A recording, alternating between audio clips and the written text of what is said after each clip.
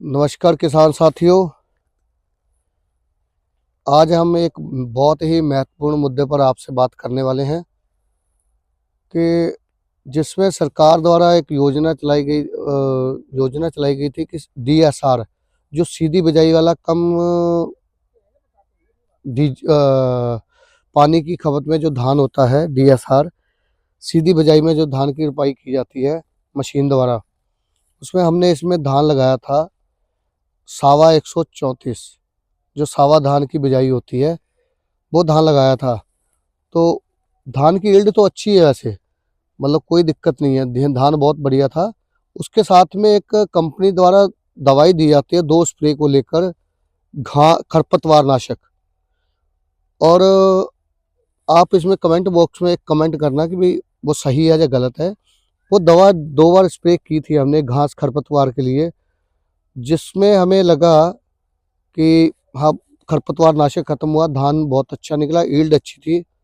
लेकिन उसमें ये हुआ कि हमने जब दोबारा खेत जोत के इसकी दोबारा जुताई की और दूसरी खेत फसल लेने के लिए बुआई की, हमने ये देख सकते हैं आप, हमने इसमें सरसों की बुआई की थी, लाई की। आज इस लाई को हमें कम से कम भी तो 1.5 महीना हो चुका है बुआई की है। और आप देख सकते हैं हमारे खेत में पूरी बुआई जो लाई है वो खत्म हो चुकी है। अब ये दिखाएं, इधर दिखाओ, ये देखो, ये पेड़ है, मतलब पेड़ जो जमे पूरे, जर्मिनेशन बहुत हुई थी, बहुत बढ़िया, ये देखें। लेकिन ये सब सड़ गए हैं, हाँ सब सूख गए हैं। लेकिन ये देखो, अगर आज हमारी लाई होती तो ऐसी होती। ये देखो, ये पेड़ हम दिखाएंगे आपको, कोई कोई पेड़ जैसे बचा है, ये देखो, कोई कोई पेड़ आपको दिखाएंगे जो पेड़ बचे हैं। ये देखिए कितनी खूबसूरत लाई। आप पूरा खेत देख सकते हैं, ये पूरा खेत इसी वजह से नष्ट हुआ है कि जो खरपतवार नाशक है वो इतनी घातक दवाई है कि अगली फसल या तो लाई, सरसों लाई हो या मटर की खेती हो, उसको बहुत ज़्यादा नुकसान पहुंचाती है।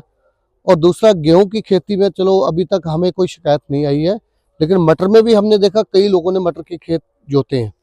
और आज हम भी ये लाई का खेत जोत के इसमें गेहूं की बुआई करेंगे।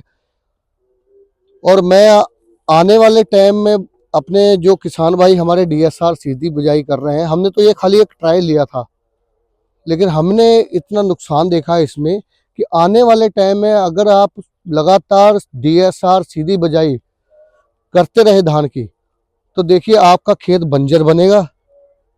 आपके खेत में आगे आने वाले टाइम में कोई खेती करने योग्य भूमि नहीं रहेगी, बंजर बन जाएगी, क्योंकि लगातार इसकी बिजाई करने के कारण। और दूसरी बात एक मैं कहना चाहूँगा, जो सावा सीधी बिजाई वाला धान है, सावा 7501 या 7301 है, वो उसकी बिजाई अच्छी है, उसमें यील्ड भी अच्छी है, क्योंकि लेबर द्वारा रुपाई की जाती है उसमें। लेकिन ये मेरा भाई, किसान भाइयों, मैं आपको बताना चाहता हूँ, इसमें कभी भी आप सीधी बिजाई से ये खरपतवार दावा ना डालें, क्योंकि आपके आने वाले टाइम में फसलें नुकसान जाएंगी। और खरपतवार जो दवा है वो आपके खेत को बंजर बना रही है लगातार। ठीक है, बाकी मैं अपने किसान भाइयों को यही कहना चाहूँगा कि देखिए, और दूसरा है कि जैसे ये अपना पराल, जो पराल है खेत में किसान का, अपने खेत से पराल उठा करके उसकी जो आमदनी है वो कोई और ले रहा है। किसान को क्या मिल रहा है? सरकार ने तो कह दिया कि देखिए प्रदूषण होता है, धुएं से प्रदूषण होता है, और जो हमारे गट्ठे जो प्याल के या खोरी के बन के जाते हैं, क्या इससे प्रदूषण नहीं होता है फैक्ट्री में जाकर के? सबसे बड़ा मुद्दा है कि वो भी आपकी जमीन को एक बंजर बना रहा है। आप प्याल ना उठाएं, अगर उठाएं तो सिर्फ ऊपर वाला प्याल उठाएं, और बाकी जो उसके जड़ है, तना है, वो उसको खेत में ही जोते। आपका कभी खेत बंजर नहीं बनेगा। किसान साथियों, आज आपके खेत से प्याल या खोरी उठा करके जो बेलर वाले हैं हमारे भाई, वो कम से कम 4 से 5 छः हजार रुपये प्रति एकड़ का मुनाफा कमा रहे हैं। और हम उसको लेकर के हम अपने खेत बंजर कर रहे हैं।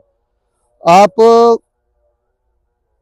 ऐसा करें, आने वाले टाइम में अब की क्या हुआ था कि हमारी धान की जो खेत की वो है प्याल है, उसको कटर लगाने का कोई पैसा नहीं दिया गया, फ्री में उन्होंने कटर लगाया। और अब खोरी की जब बात आई, जो गन्ने की पत्ती है उसको 1,000 रुपये प्रति एकड़ के हिसाब से हमारे बेलर वाले भाई खरीद रहे हैं।